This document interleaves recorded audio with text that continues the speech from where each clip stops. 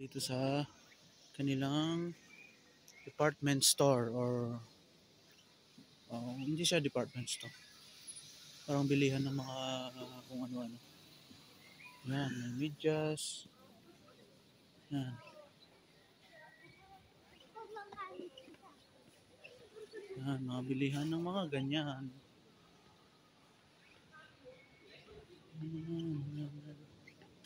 May mga bilihan eh. May mga sapatos din. Sapatos.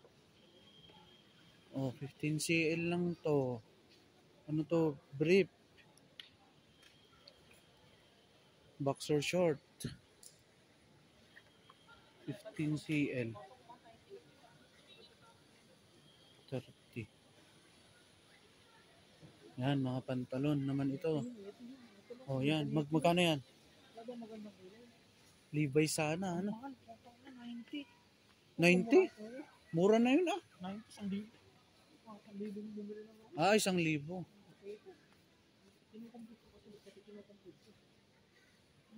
Ito yung mga ito, 73 na. Magandang babagay sa mga brief. Mga boxer short. Makabili na ako ng boxer short. Okay na yan. Mga tinapay. Yan, mga polo. Okay lang. Actually, hindi pa ako nakakabili ng mga bagong damit. Hindi pa ako nakakabili. Aha. Gusto ko yatang bumili ng medyas. Medyas. 1, 2, 3, 4, 5. Nasa 18 lang siya. 18 CL. Pag i-convert mo sa pesos, nasa kwan yan. Nasa pag 18, gaano ba kakwan to?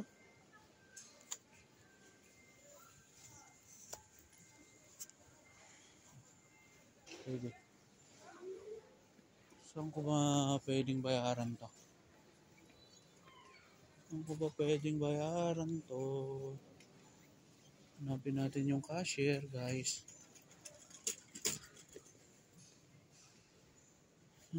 Kasi ang unang planos dito is daanan ko na lang mamaya. Ang unang plano dito is magtitingin-tingin ng pagkain. Pero dumaan muna kami dito sa asan yung mga bilihan ng pagkain?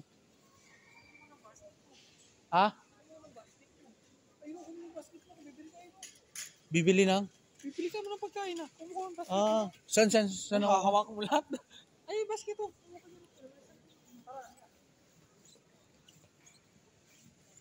Okay. Ay.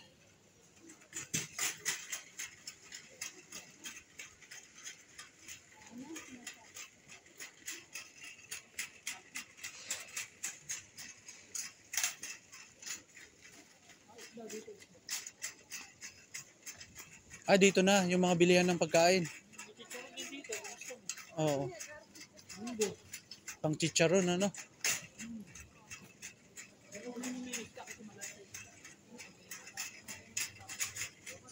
Yun yung isang kasama namin. Yan. Kasi nga dito sa Poland, ang hirap tumingin ng mga fresh na mga isda. Pero nakakakuha ng fresh na isda dito sa Ochan.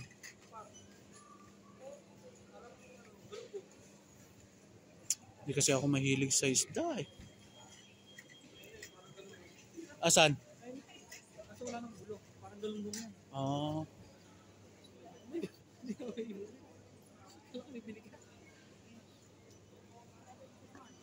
Hindi kasi ako kumakuan sa kwan. Asan yung mga kwan nila? Mga seafood nila. Yung mga clam, ganyan na sinasabi ni Kwan.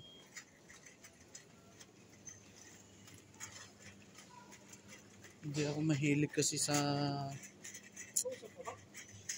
wala, nagre-record ako.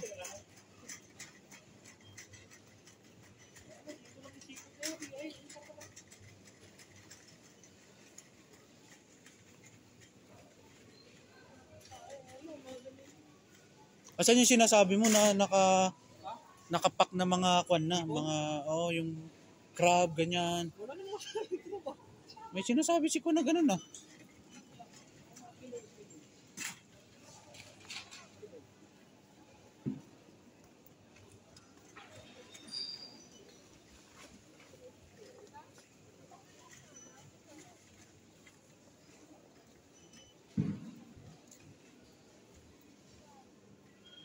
Yung mga yan. Ah. Mga seafood yung nakita ko. Yung sasabi ko naman seafood. Gusto ko seafood yung nakabalat na. Oh, yung sinasabi ni Marlon na tahong na nakalagay sa kwan. Asan kaya yun? Yun yung gusto ko. Tahong. Wala nang balat. Yan. Yan yung sinasabi niya. Ay, seafood. Ayun o, yung... Ah, magkano yun? Hindi, meron kami nabibiling fresh dito pa. Yung may balat, yung may ano pa. Yung may clam pa. Yun sana. Meron dito, may nabibiling.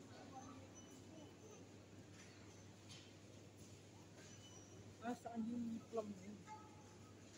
Yung nabibili kami dito natin. Yan yung mga presyo. Kaso lang, paano kaya yan? 180 grams. So, hanapin mo yung 180 grams doon. Yun. 12 PLN. Miss Cowboys Morska. Miss Cowboys. Oh, ito yun. Ay! Mura siya, 12, pero isang kwan lang. Hindi, meron nga dyan yung isang pack na gano'n. Ah, ito. Maganda to, oh. Pangkwan. Calamares. Calamares, Totoo oh. bang ano to? Totoo bang... Oo, totoo yan siguro. Oo nga, ay maganda kamahal. Pero kung mababa... Matigas, ah. Yan talaga yung ano. Hindi, yung may gusto mo, yung may clam. Oo, yung pag-fresh sana. Mas masarap kasi yung parang taong ba sa atin. My food. Parang gusto ko to, ah. Calamaris to, eh. Yun na. Frozen seafood.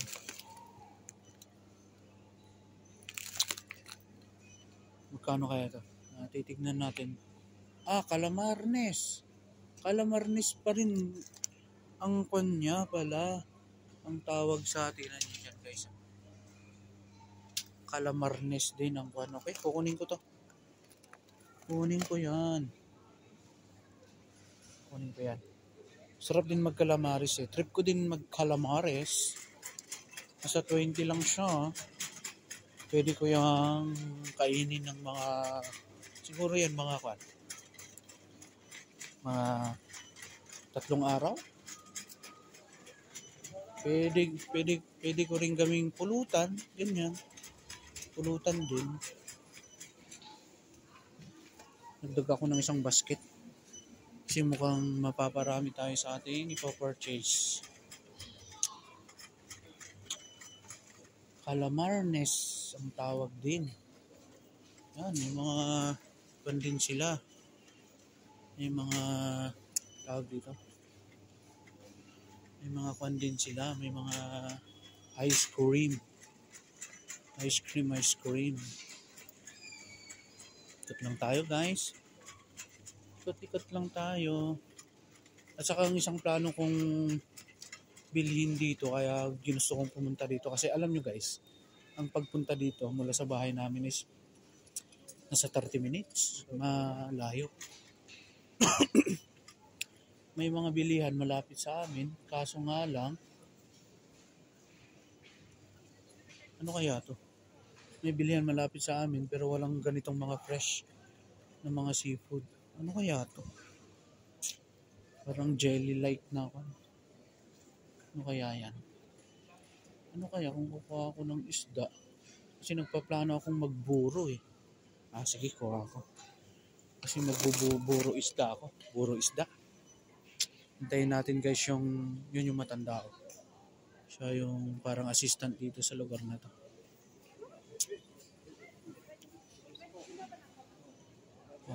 Jen Romre pa rin. Can I have that one? Yes, tak.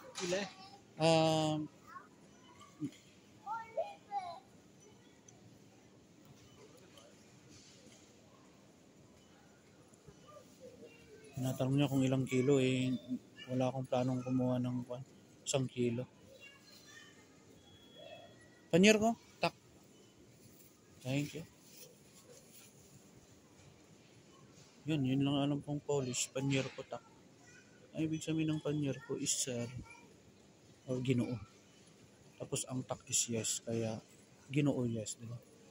Ang galing ng aking polish.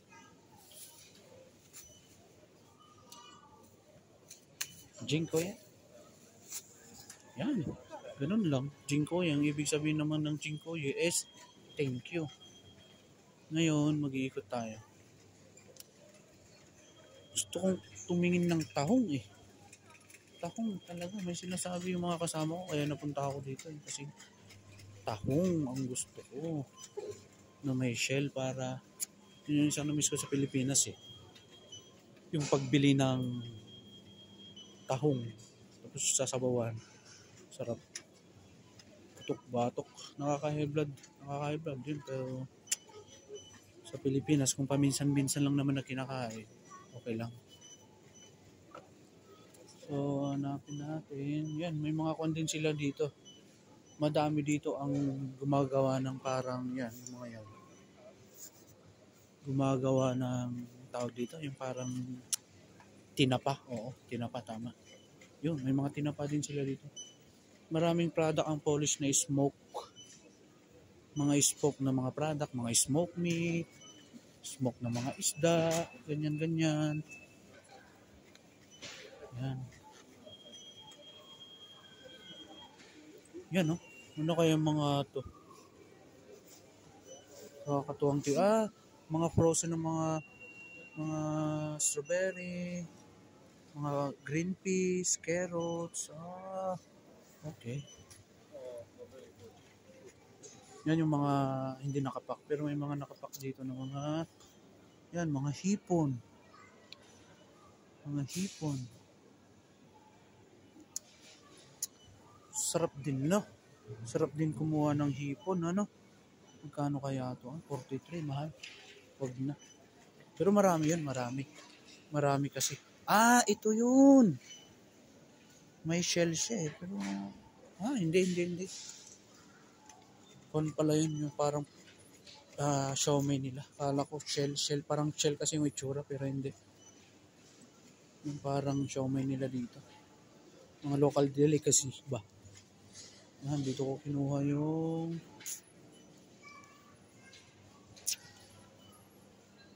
yan, may mga ito tahong. Tahong siya pero balat na. Pero maglalasang kon kaya ito.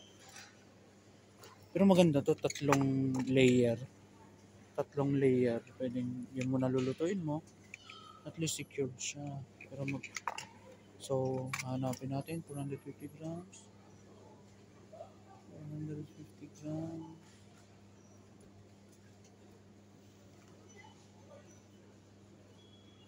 160 grams. Saan na yung nakuha na? Wala nga restrain. 50 to. Isang kilo ba to? 700. Calamari, 700 to 52. Ang mahal. Tangina. May 400. Saan ko ba makukuha yung 400?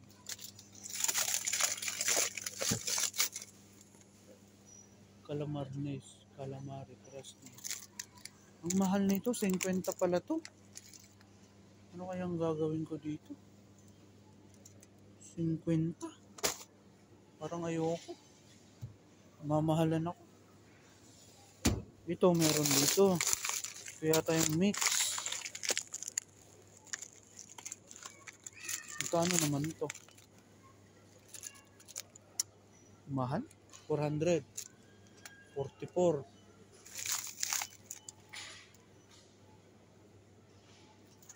Mamahal. Mamahal yo. Ay nako. Ito to. Kunin ko na to kahit 50. Yaman mo na. Bahala na kung mamulubi tayo. Mamahal Okay lang, calamaris naman yun eh. malaki naman yung cut. Saka 700 grams. Kaya sulit. Kahit pa paano. Ngayon, ang gagawin ko is, kasi may mga karne pa ako sa bahay. May mga karne pa ako sa bahay. Ngayon, ayan ang mga sinasabi ko. Ang mga Polish mahilig sa mga ham. Yan, may mga smoke din sila ng mga yung mga yun, no? Yan. Ham, diyan sila mahilig. Ang Polish diet is consist of meat. Mostly yun yung mga diet nila. Yan.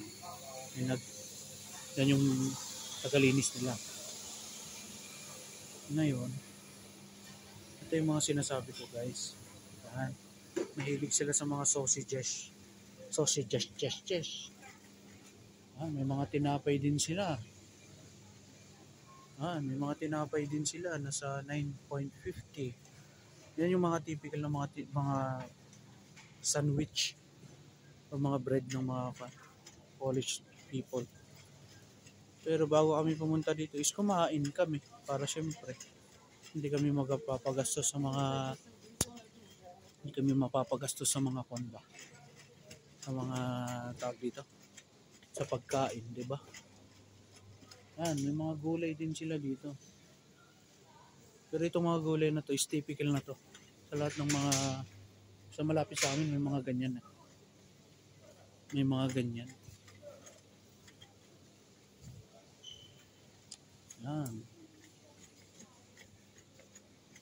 Yan, mga ganyan-ganyan sila. Yung mga slice na mga pang-salad, ganyan.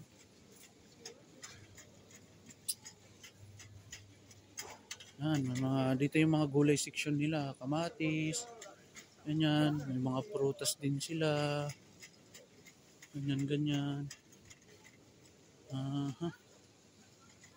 Yan, may mga iba-ibang klaseng. Itong isang section naman to is, isang section ng mga kung ano-ano. Mga nuts, mga candies. Oo. Ngayon, maghanap tayo ng patis. Yung isang purpose ko na pumunta rito. Patis. Gusto ko ng patis. Dito pala yung mga karne nila, oh. Guys. Yung mga karne nila. Pero yan, typical na yan. May grocery malapit sa amin. May mga karne. Ang wala lang dun is yung mga isda na hindi frozen. Yun yung isang kinuha ko. Pero hindi rin kasi ako mahilig sa isda. Pero kumuha ako para magbuburo ako. Buro. Ito. Try natin to, guys. Ito yung, kung gusto mong malaman ng presyo ng isang produkto, may ganyan sila.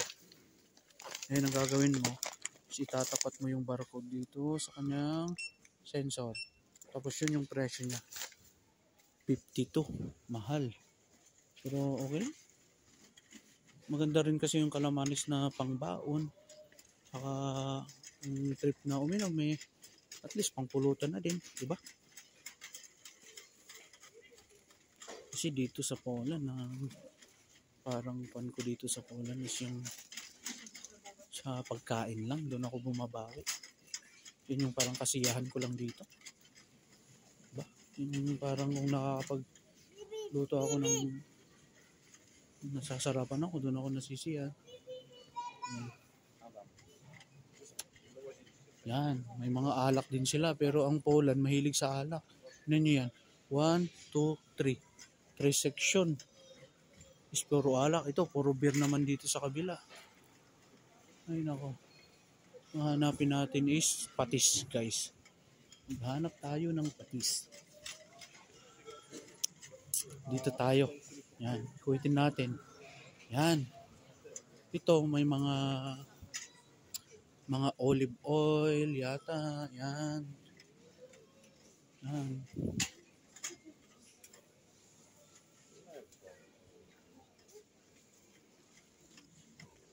May mga olive oil sila. Pero ang hanapin natin, guys, is patis. Okay na tayo. Yun lang.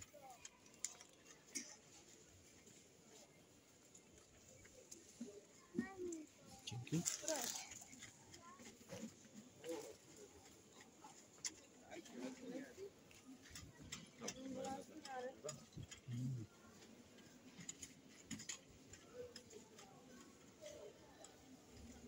Ano tayo ng sana yung mga patis nila? Wala, yung dalawang kasama ko, yung wala na.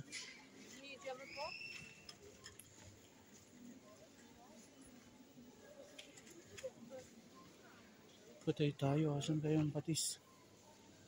Dapat doon lang yun eh. Kasi dito mga pampaik-ik na sa katawan eh. Mga pampaganda. Dito. Ayun! I got it. Nakuha ko na yun. Pero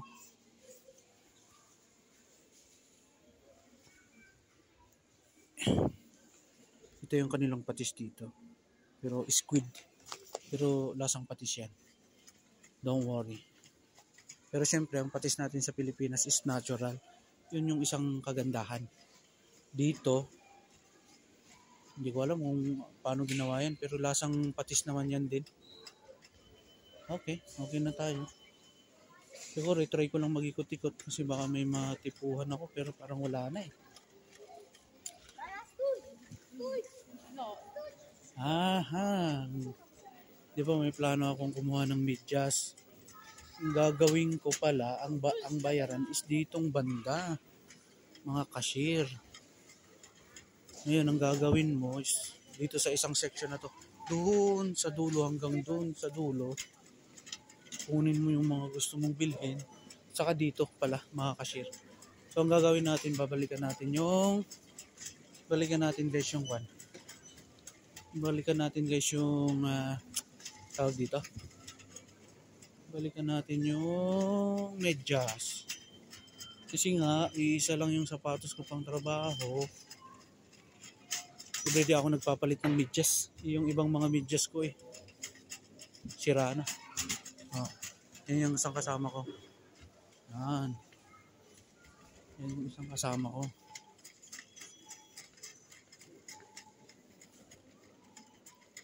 Yan yung isang kasama ko na oh no. Ano kaya to? Pwede rin pala dito guys. Pwede rin pala dito magbayad. So, ang gagawin natin guys is hanapin natin yung mga medyas. Hanapin natin yung mga medyas. Pero hindi dito yun eh. Ano ba yun? Oh, may mga kwan din dito guys mga gift wrap. Yan. May mga gift wrap kasi dito sa Poland, tulad nung nakaraang araw, nung Women's International Day, mahilig silang magbigay ng mga regalo. For example, sa Women's International Day, minsan ng mga Polish people, yung mga, for example, yung manager namin nagbigay ng